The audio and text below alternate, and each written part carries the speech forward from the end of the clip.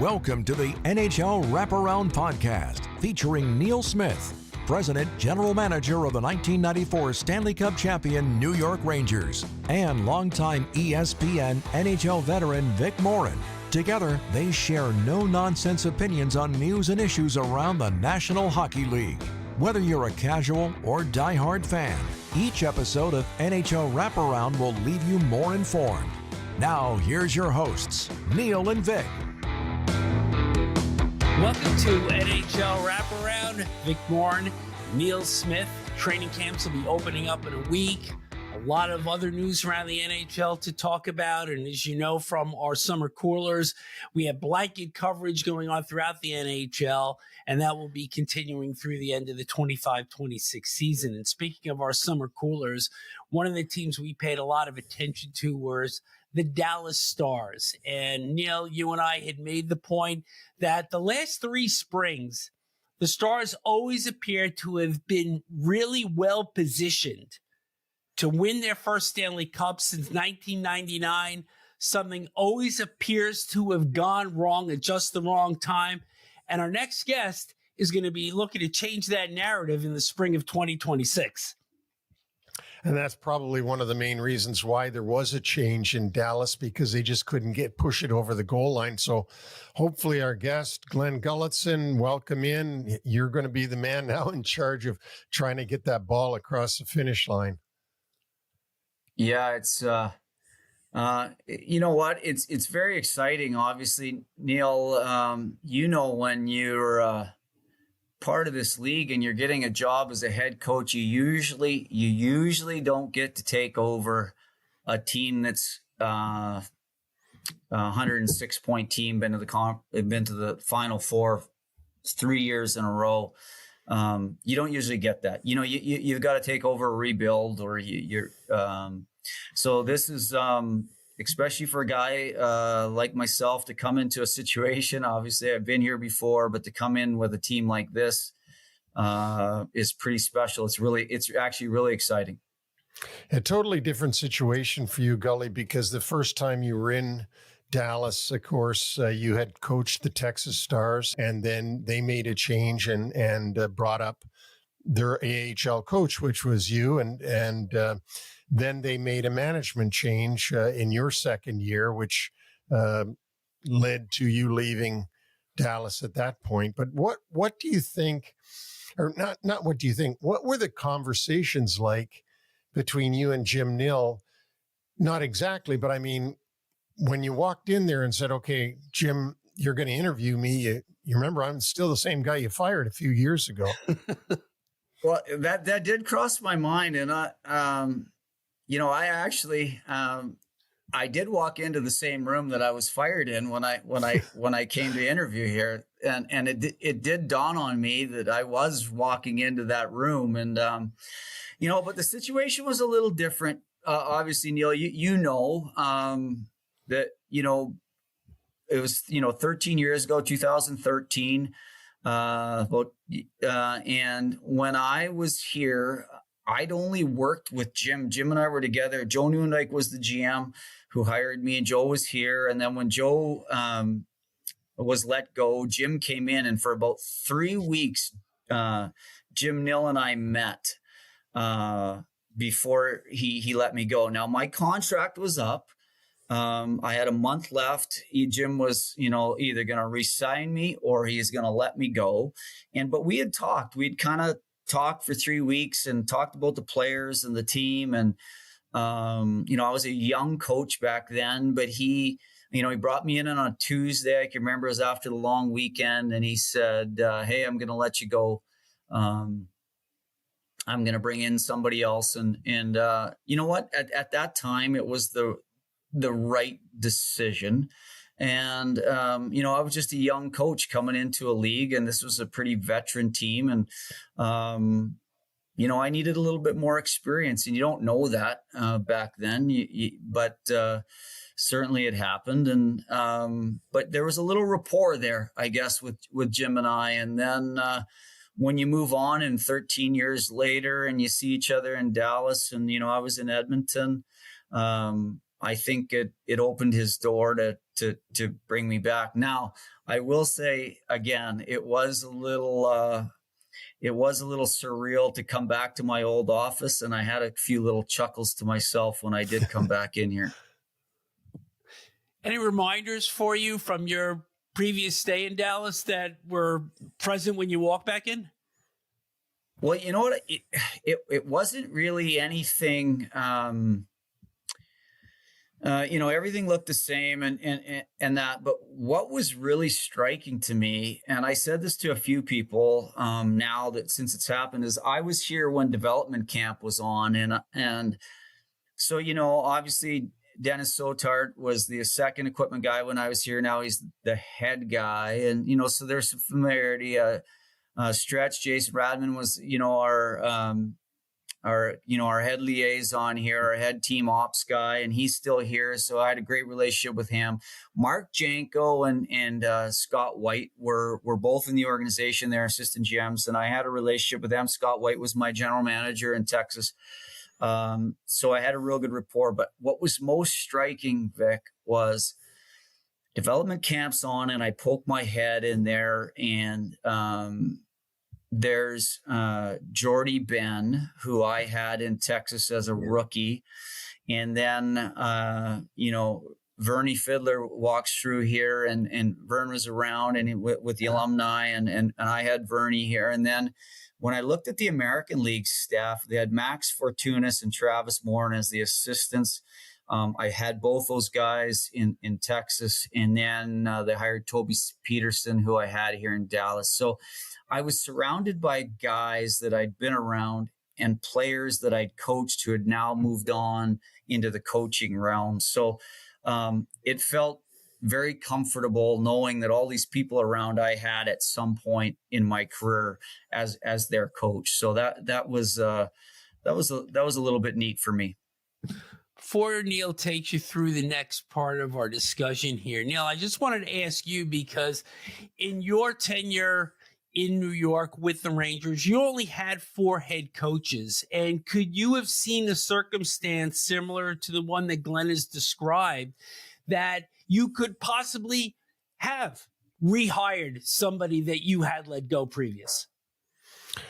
I think so, especially if I had ever hired a young guy. The problem in my time, Vic and Glenn, was that I got hired at 35 to be the GM of the Rangers. So everybody that I was going to hire after that was going to be older than me.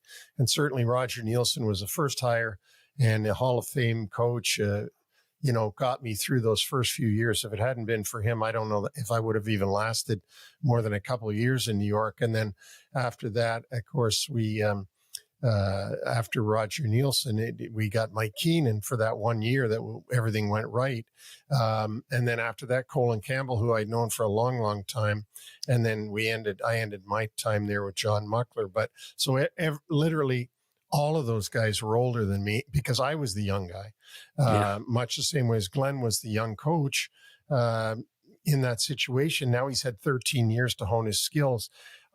So I could see that could happen, especially if you've got, Jim Nill's going to have asked a gazillion people about Glen Gulutzan. He's going to say, even though he knows him, he's still going to do his reconnaissance about how he's been since he's been with his team and what do people think and so on. And I'll guarantee you he got a very good input back from those people, or else he wouldn't have brought Gully back in to interview.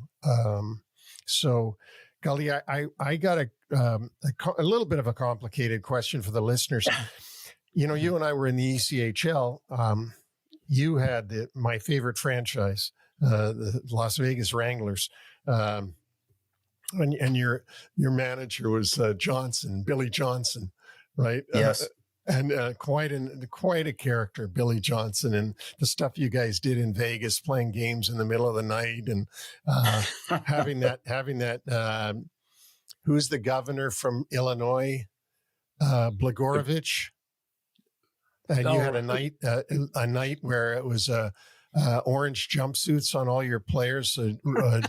Blagojevich night or something. That's right. Yeah. So you guys did a lot of crazy things. Yeah. And didn't you play games starting really late at night so that the casino people could get to the game?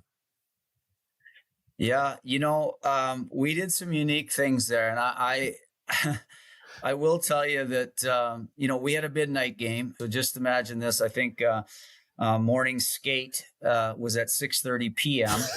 and then we had the midnight game, and it was quite a hit. It because it was for the shift change. So back then, around 11 p.m. was shift change in Vegas. So the night workers were done at, the night workers were going on at 11, but people were done at 11. And so those people could come to the game and watch the midnight game. Now, we started doing it as the last game before Christmas because, the other teams playing until 2:30, 3 o'clock in the morning. And so then it was the last game before the Christmas break. And then it evolved, which was a smart idea, but then it evolved into a midnight over 21 game, which threw the whole thing out of whack, is because basically I think you had to sign a waiver if you wanted to bring your kids past midnight for the midnight game. And then anything went on the screen or in the stands. It got a little, and I'll tell you what, at 1:30 in the morning, hockey fans can get a little rowdy. So there was, it was quite a fan base at about 1:30 in the morning. But you know what? We did a lot of unique things like that in Vegas, a lot of outside the box stuff that, quite frankly, was unique and fun at the time. I want to stay with your time back there because I remember it so well. Like it seems like yesterday to me. And as I said, I own Johnstown, which was at the opposite end of the spectrum from Vegas. But golly, when you did you ever think, A, that Vegas might get an NHL team, and B, did you think that NHL would work in Las Vegas? I didn't know if Vegas would ever get a team, Neil. I don't know if I don't think I thought they could or would. But I did know if they did, I was very, if you dig back through the archives, I had a lot of people talking to me that last year when I was in the NHL. I believe I was with Calgary, asking me how they think that franchise is going to do in Vegas. And I thought, I said, and I don't want to be one of these guys, but I thought it'd be very successful because one is, I think the Vegas local people, which I was one of them for a while, I was there for 6 years. They were really looking for something of their own to call their own. And now it's not a really big college town. So I'd been in Austin, I'd seen the Longhorns and just how dedicated that city was to college football and college athletics. Vegas doesn't have that same feel, in my opinion. When I was there with UNLV, there was no other, professional franchise there. And I just felt that the local people were very, had a big desire to have something of their own, something they could call their own. And then just with my experience, we averaged 5,900 or 5,700 fans there in that Orleans arena, which was a beautiful facility to play out of. And, Michael Gaughan was the guy who built that facility, but there were a lot of hockey fans in Las Vegas, a lot of transplants, especially from out east, guys out east that were raised with hockey. So there was an appetite for hockey, and I just thought with that appetite and people coming in to see games, and then also just the fact that something locals could call their own, I thought it really could work, and it's been tremendous. Well, let's move from our days in Vegas. I could be here all day talking about the Wranglers, and then my trips with the Bruckheimer tournament in the summer. Yeah, but yes. let's get on to the Dallas Stars and your coaching involvement. When you coach in the ECHL, or for that matter in the American League, but mostly in the ECHL, you're doing every job there. You're recruiting, you're coaching, you're doing the travel, you're making sure the per diems are there. You're literally on top of everything. And then, of course, you move to the American League, where there's a little, you're focused now on player development more than anything. And but you're still doing a lot of stuff because American League is smaller. Now you get into the National Hockey League. How have you evolved since then to understand that what your role is within this larger organization? Yeah, you're certainly hitting on something that I've had to take a look at over the years. Just starting out in minor league, in the ECHL, basically AA, you are chief cook and bottle washer. You are you're the immigration guy, you're the flights guy, you're the per diem guy, you're the bad guy, you're the sitting guy, you're the scratch guy, you're everything. And then you get to the American League, and all that drops away, and primarily you're the coach. But yet those players, they still need you, and there's nobody around critiquing you. You're kind of left to your own devices. It's a fantastic place to try to hone your skills on coaching. And you've got a very attentive group of players, because at that level, they all still need you. They need you to get to the next level, to ultimately where they want to go. So it was a very enjoyable place to coach. And then you get to the NHL, and you're dealing with the elite athletes. You're dealing with, a little bit of, the business side, the agent side.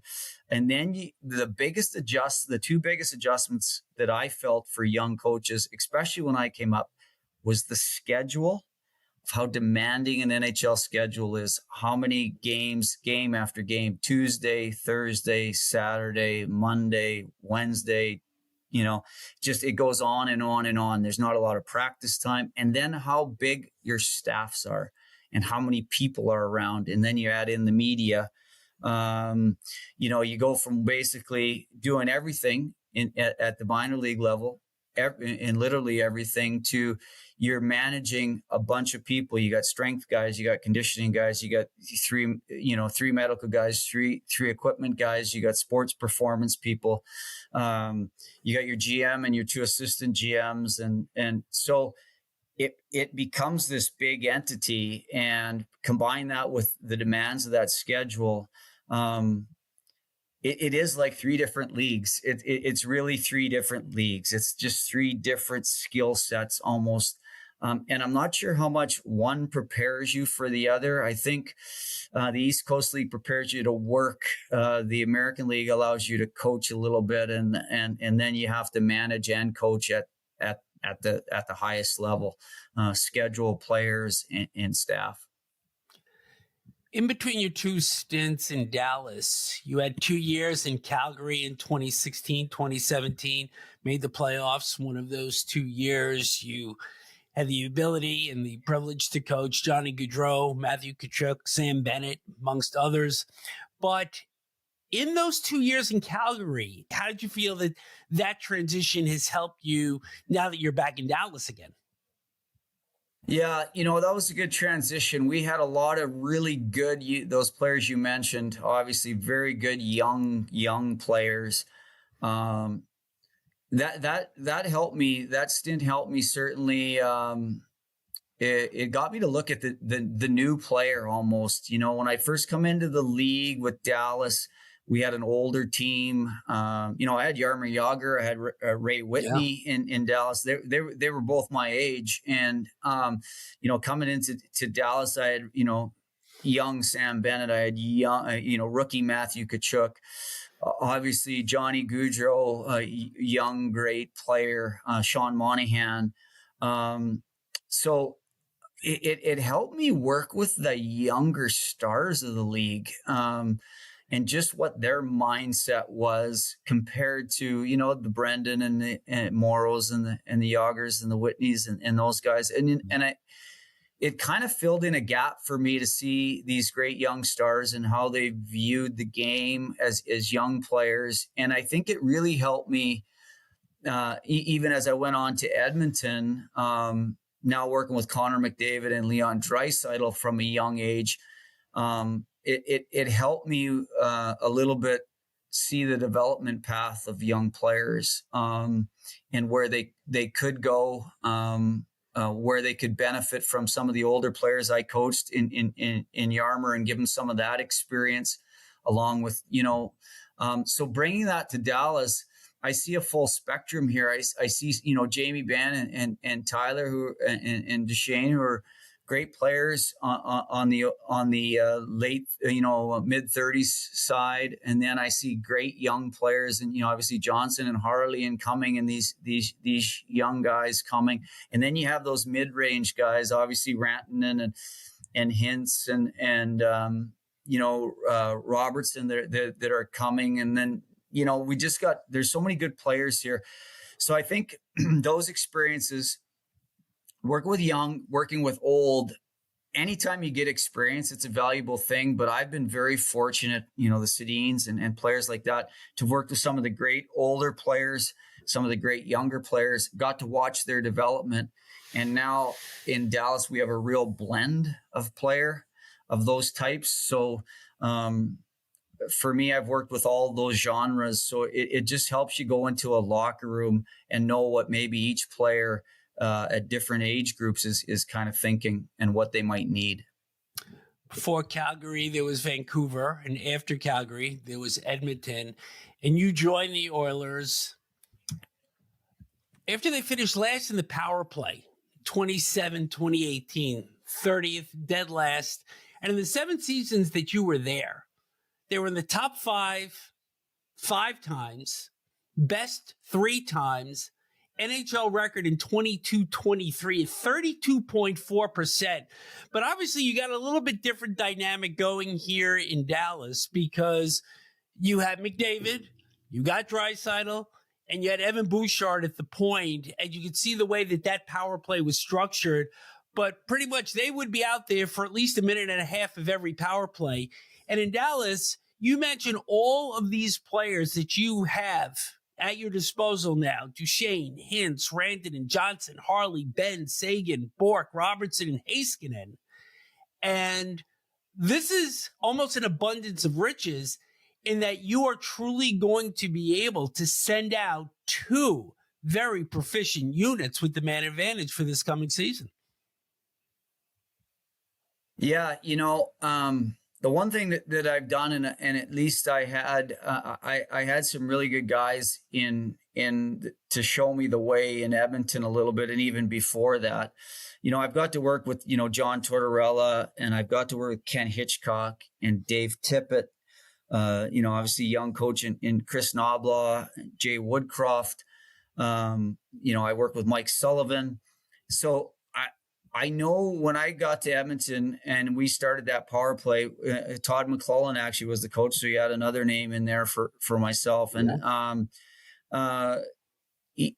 those coaches, all of them who came there, let me do my thing with the power play in Edmonton. And it kind of evolved into this, we had great players, but it evolved into this thing that kind of changed a little bit of the way teams penalty killed, because these young guys and McDavid and Draisaitl, Bouchard, they were so dynamic. But what all those coaches told me, they let me do my thing, and that's what I'm going to do here. Is Neil Graham is a young coach who's come in on, not unlike myself, spent a lot more time in the minors than I did, 8 years. He's certainly ready for this challenge. He's ran a great power play in the American League for the last 2 years. So he's going to come in and he's charged of that. But the players we have at our disposal certainly lends itself to 2 great units. And what you're hoping for as a coach, which we've had, in seasons, not in Edmonton, we've had 2 great units, is you hope for some of that internal competition and drive between those 2 units, which can drive the numbers up higher. Because you can put, together, really, you've got so many good players. When you hope those 2 units start competing against each other and in a quiet, healthy competition. And then it just allows you as a coach to push them more, and they're going to get an internal push. I find in this league, whenever you get an internal push from the players, whether it be young players pushing old players, and then old players, wanting to hold on to their spots, And then, even younger players coming up to the American League that are putting heat on people because they want to take jobs. I think that internal push is important. And I think that's what we get on our power play. I think that's what drives these guys because they're competitive. So when you lean on their competitiveness, you get results. Gully, I guess the only thing more apropos than being hired by Dallas with this question I'm going to ask would be getting hired by the LA Kings. But you beat the Dallas Stars, and you found, obviously, coaches will find the weaknesses in the opposition during a long series where you're playing each other every other night for 2 weeks. And you exploited some of Dallas's weaknesses. Does exploitation of the Stars in the playoffs going to help you know what you need to fix or what you need to do better now that you're the head coach of the Stars? Yeah, I think it does. I know what, at the end of the day, I do know what we feared of the Dallas Stars in Edmonton, and I know what we didn't fear. And just that information alone lets me know that, moving forward, there are certain things that we do need to do a little bit better here because we have so many great pieces. And if I talked about this in my press conference, just that 1 degree of physicality, and I don't want people mixing this up. And obviously everything we do is internal, but I'm not talking about just body checks. I'm talking about just the ability to grind people down come playoff time. And I look at this roster that we have and the team that's assembled and how many great players there are. But what I also like is our best players are big, and they're big guys. And in the playoffs really is about, it's a little bit more about big people, big trees, and you have to have the right skill. And I look at the Rantanens and the Robertsons and, Dutchie and Benny and Hintz, and they're all big guys. So what I do, or I am asking, and I've actually told all the players this already too, is I am asking for a little bit more of the word grit, a little bit 1 degree of a little bit of that come playoff time, because I don't think, you look at Florida, they got something really special going on there. They've been to the finals and now they've won, and then they've won 2 cups. Success leaves clues, and they certainly have some success there. And we do have to look at that. I'm sure everyone's looking at it, but a team that's as close as Dallas, I think we need to really take a look at it and add a little bit of 1 degree to our game. You're never going to be somebody else, but you can certainly steal a piece. And we need to do that here. Gully, last thing from me is that, I've watched Florida carefully the last 3 years. We actually had Keith Tkachuk on the show talking about the Florida Panthers because he's seen so much of them. This was 2 years ago. I just throw this out to you because as a coach, I wonder how you feel about this. The one thing about the Florida Panthers is that they play playoff hockey right from October. And they don't ever really change. They go into the playoffs playing the same game they were playing in March and April. And I don't see many teams that do that. And so it's, to me anyways, it's been kind of easy to predict who was going to win in the playoffs because you saw the same thing all season long. And I wonder, you were with Edmonton. Edmonton doesn't play that style. They play a different style. But what are your thoughts on that, what I just said? Because that seems to me to be the key to Florida, is that they don't change when the playoffs come. They don't have to pick it up a notch. They've been playing like that all year. Yeah, and I think that's so right. And that is what I alluded to here, again, going back to the press conferences. It can't be a foreign concept you have to listen, the playoffs become a little bit more gritty. They just do. And I like to say that, it becomes everything that your dad told you to do when you were a kid. It becomes, the playoffs become, basically the things that require almost no talent. So your dad told you, you got to come back hard. You got to back check back in the old day. You got to finish your check, son. You got to get to the net. You got to shoot the puck. You got to play hard. You got to win that battle. At least that's what most of our dads told us. And you have to add that into your 82 games because it can't be such a foreign concept, because that's what comes to the forefront in game 83 is these concepts. It becomes hand-to-hand combat.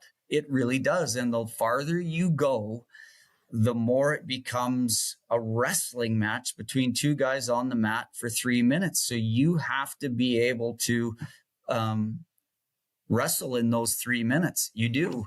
And if you haven't wrestled, 3-3-minute matches throughout the year, you've got by on your skill and whatever. It's hard. It's hard. So you might as well start training yourself through 82 to play game 83. Well, Glenn, this has been great. By the way, I looked up how to pronounce the Paw, where you're from in Manitoba.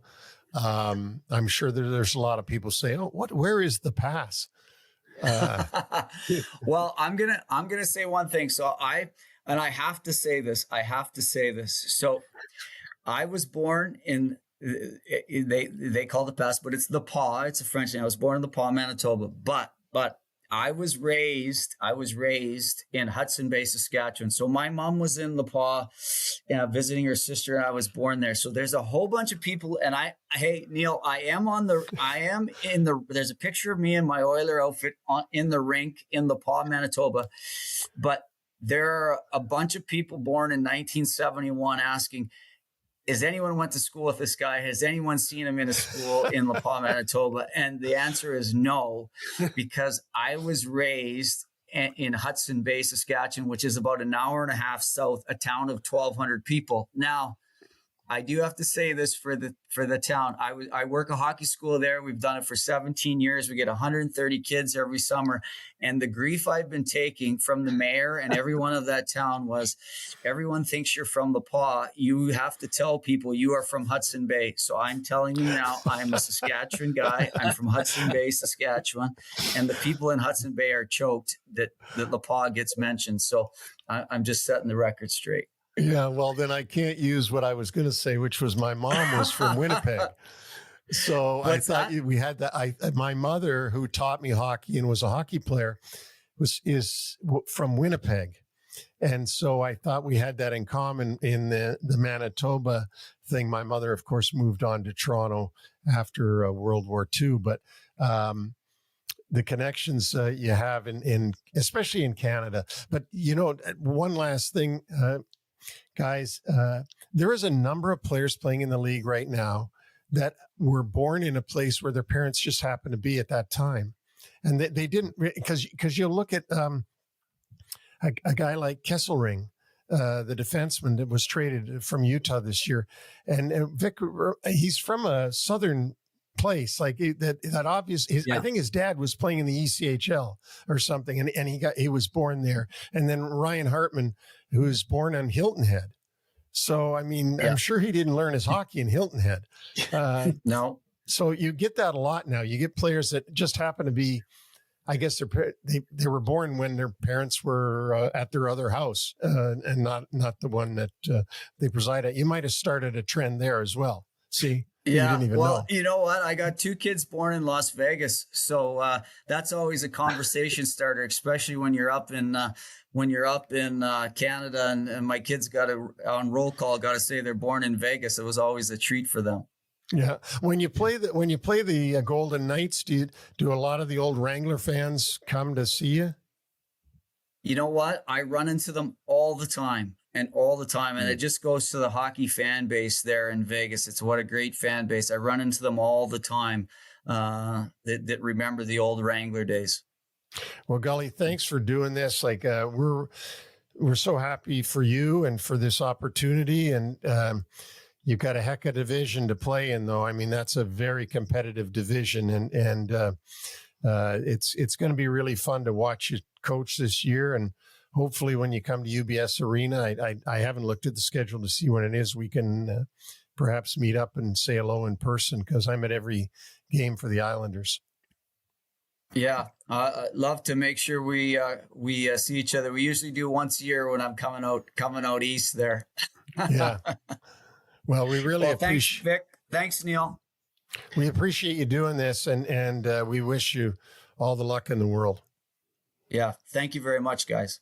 All the best, Gully. Thanks again. Yeah. Neil, you could certainly tell that Glen Gulutzan clearly understands and can see what the end game is for the Stars. And the question is going to be whether his players can execute it. Yeah, for sure. And he understands what he's got, what he's walking into. And he was right when he said that usually you don't get this kind of opportunity. Usually the coach gets let go when everything has failed. And in this case, he's taking over a good team. Now, the one thing that I could have said was, doesn't that put a little bit more pressure on you to perform, because you're you're expected to maybe win the cup or come close to it. But it's exciting to see him get this opportunity. And it's quite a thing, a compliment to Jim Nill that he has the fortitude to rehire the guy that he fired. It's going to be a very interesting season in Dallas, because I think, as we have seen in prior seasons, the expectation is that this team is going to make a deep run and perhaps take that final step into the Stanley Cup final in 2026. Yeah, and they play in such a tough division, as we talked about on the summer cooler.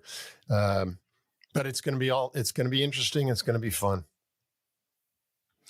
A little bit of housekeeping before we move on. Michael Kesselring, who was traded to Buffalo during this past offseason. Florence, South Carolina. There you go. See, and I thought it was South Carolina, because I that's why I would have paid attention to it, but I didn't want to throw it out there and be wrong. But his dad was playing for the PD Pride. That's who played in Florence, South Carolina.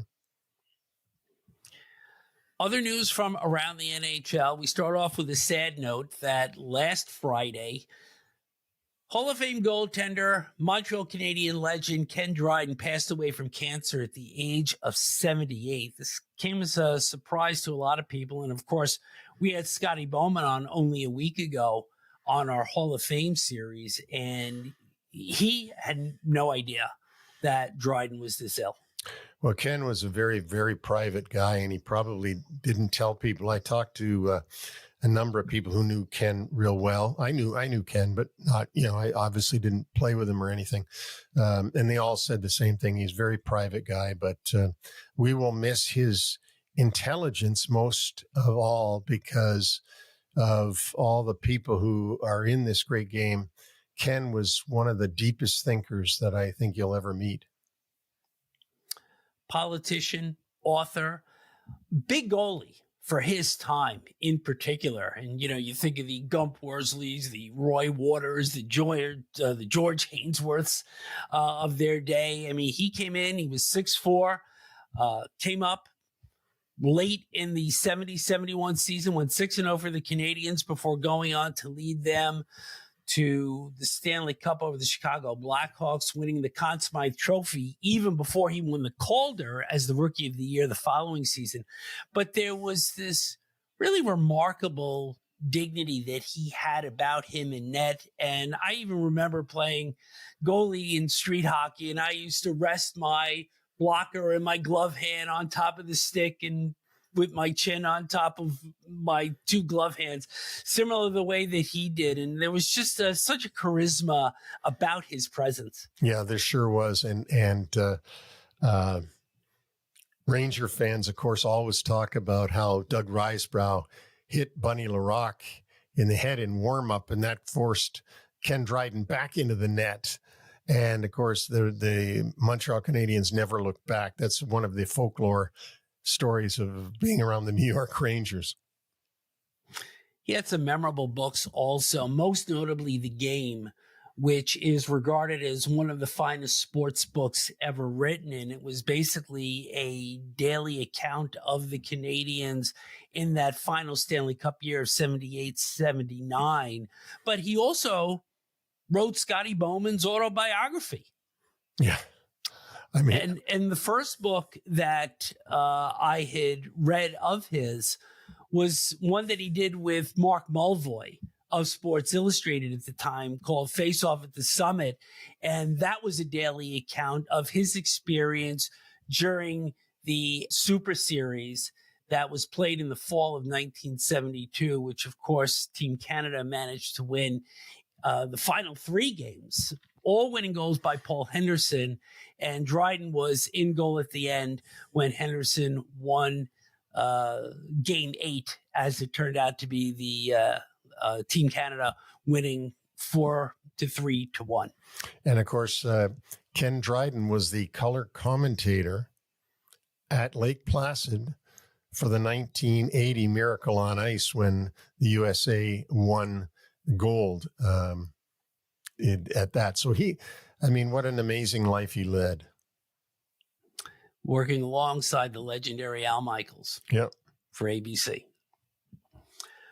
More news on Canadian goaltenders. Carey Price, now a San Jose Shark. He is traded along with a 2026 fifth-round pick to the Sharks. In exchange, the Canadians received defenseman Gannon Larocque. And the Canadians in this exchange wind up picking up $10.5 million in cap space on the final year of the original deal that Price had signed back in 2017 with then general manager Mark Bergevin. The Habs are now cap compliant, leaving Florida and Vegas as the only teams over at this point. And the Sharks, who had the space, still $9.24 million to the good. Price last played in 2021-22, only 5 games for the Habs that season. He is never expected to play again because of this knee injury. So this is clearly just a transactional deal that works well for both sides. Well, and I think that the reason why the compensation back to San Jose for picking up the last year was so little, they must have been, Vic, under the cap, under the floor when this all went down. How about some more salary cap news? Oh, can't wait. Well, I didn't think you could, so here we go. The NHL is going to implement a salary cap for the playoffs effective next spring. This is part of a memorandum of understanding, was agreed upon in part of the new CBA. This was agreed upon on June 27th. There will be an averaged club salary that will be calculated, and all teams must be compliant. 18 skaters, 2 goalies must be submitted to the NHL Central Registry by 3 p.m. local time or 5 hours before their first playoff game, whichever comes first, and subsequent lineup changes must meet the same deadlines. So, Neil, explain the purpose of this being put into place. Because what happens is there's somebody on your team that's an important player, so you put him on long-term injured reserve, LTIR. You bring in another player, perhaps at the deadline, you trade for a player who's pretty good, like not just a fill-in, like a pretty good player. You play till the end of the regular season with that team, and then you add that really good player that you put on LTIR in the playoffs, so you have an overwhelming chance. Let's look at examples of this that's happened in the past.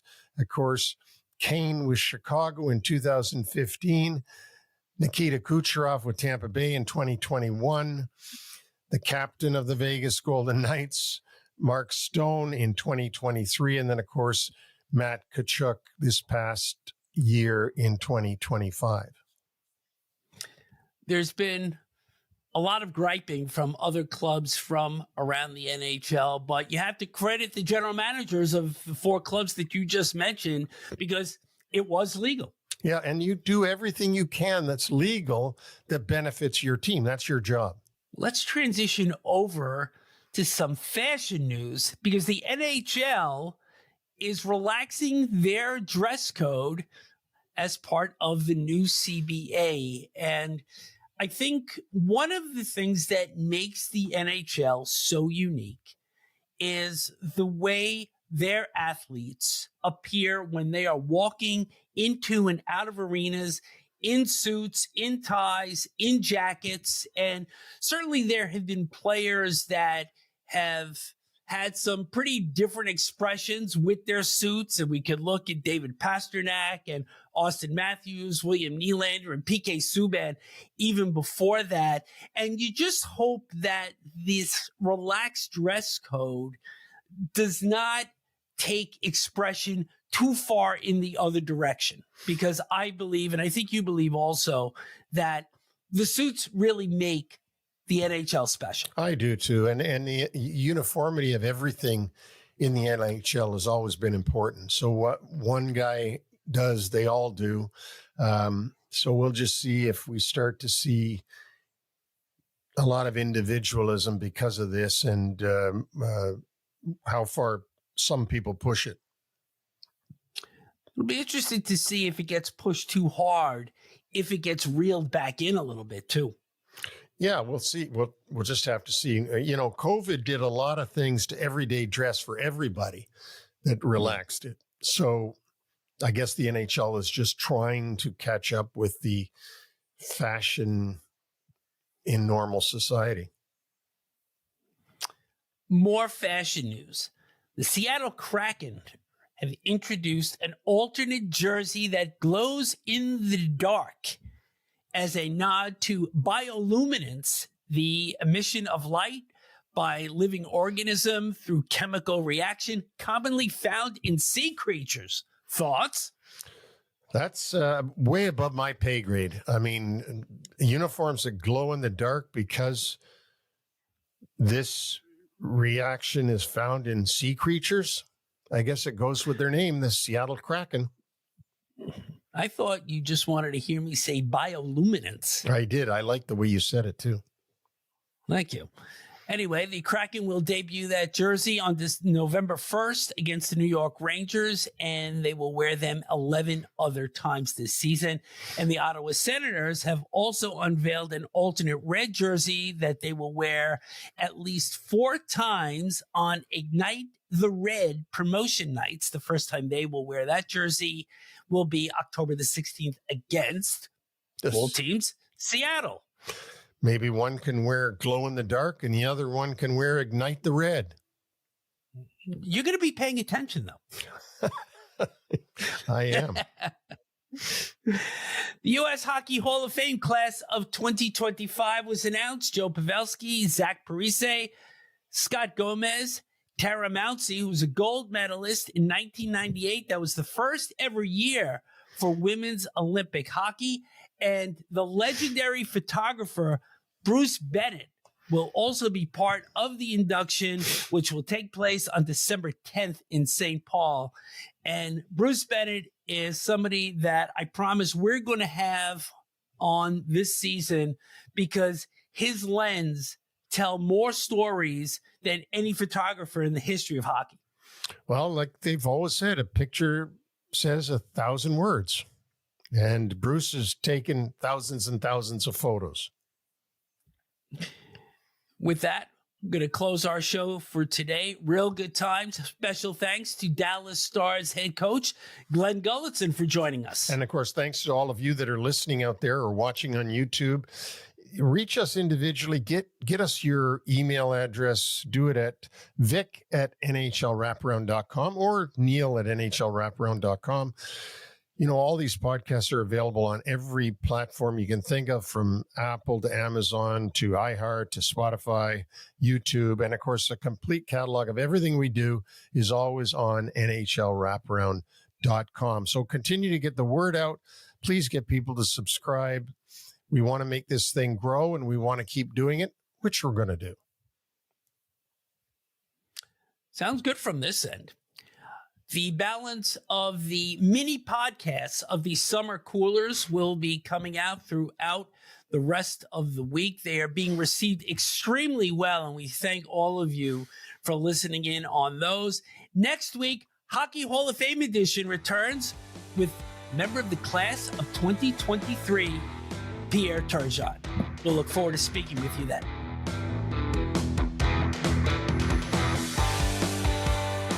Thanks for joining us on the NHL Wraparound podcast. Don't forget to subscribe to stay up to date on all the NHL action.